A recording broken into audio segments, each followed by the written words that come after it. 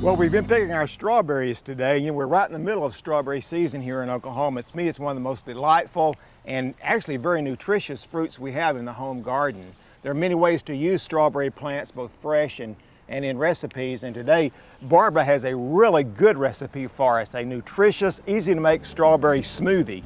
And I'm going to take these in and I'm going to see if Barbara can whip us up a good strawberry smoothie. I think everybody eats strawberries because of their nutritional value, right?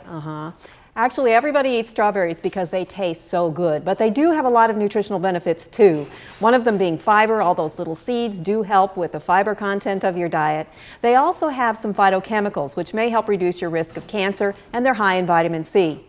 But let's look at something we can do with them. Eating them out of hand, of course, is one option: strawberry shortcake, strawberry ice cream. Today we're going to make a strawberry smoothie. Now there's a couple of ways you can do this. I'm using fresh strawberries today. They're just washed and hulled. If you want to find a little bit easier way to hull them, often at the time of year that we get them, one of the problems with strawberries can be that the center is very hollow, and you can see that here, and it's best if you actually remove that. Now, if you have a strawberry huller, that's easy to do. What we're going to do is a slightly different option, and hope this works well. Take just an ordinary drinking straw, push it in from the bottom, and push it clear through the top. That takes out that core, removes most of the cap, and you've got a strawberry that's ready to go. So that's a quick way to do it if you don't have a special little attachment or a special piece of equipment to get that done. Now for a strawberry smoothie, you could either use the strawberries this way, fresh, and they're very good that way. Or if you like it frostier, you can freeze them. And often at this time of year, you have too many to work with to just use fresh anyway, so you've got to do something with them. So the best way to freeze them for this particular use is to freeze them dry. If you freeze them in sugar, you're going to end up with a drink that's too sweet later on, and it also changes the texture of it a little bit more. So simply hull the berries out until they would be ready to use normally. Cut them into smaller pieces if they're great big.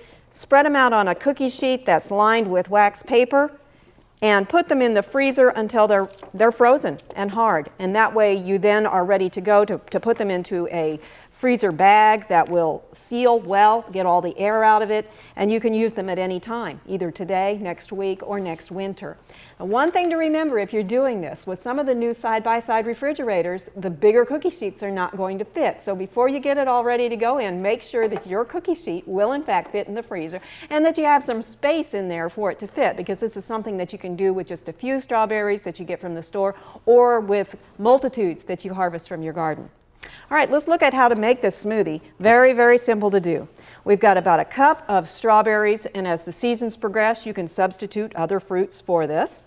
We're going to add that to the blender, and you don't have to chop them up a lot because the blender or the food processor will do that. I'm going to take a banana and put it into chunks and just throw that in there with it. I have a cup of low-fat yogurt. If you use a non-fat yogurt, you will get a lower fat version of the dish. The higher fat versions, of course, give it a little bit more creaminess. I'm going to add about a teaspoonful of sugar. That's optional. You don't have to add it if you don't want to, or you can use other sweeteners like corn syrup or honey. And to that, we're also going to add about a half a cup of orange juice. Now you can use any kind of juice, you can use any kind of yogurt, and you can use any kind of fruit to do this. All right, we'll turn this on and just pulse it until everything is mixed well together. And again, in the food processor, you do it exactly the same way. Once you get it mixed about where you think it's smooth enough, and that's again up to you because this is really a creative dish, you're ready to pour it into glasses. Now in theory, the ingredients I have made make 3 servings. Depending on how hungry you are or who you're feeding, that may or may not be the case.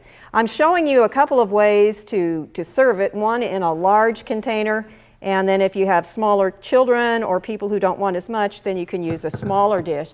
It's nice to make it look extra pretty too. So I'm going to take one of our strawberries and just make a small slit in it, similar to the way you'd make a lemon wedge here, and hang it over the edge of this just to make it a little bit prettier.